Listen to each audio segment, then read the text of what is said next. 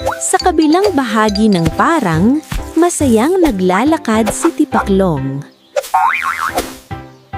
Mahilig siyang maglaro, tumalon at magsaya sa bawat sandali ng sikat ng araw.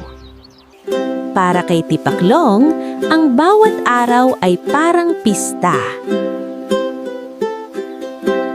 Habang lumilipas ang mga araw, patuloy ang pag-iipon ni Langgam. Kapag mainit ang araw, nagtitiis siya. Kapag umuulan, naghihintay siya hanggang humupa ang ulan, saka muling kumikilos. Samantala, patuloy ang kasiyahan ni Tipaklong. Hindi niya napapansin na ang hangin ay unti-unting nagbabago at ang araw ay hindi na kasing init tulad ng dati. Isang araw,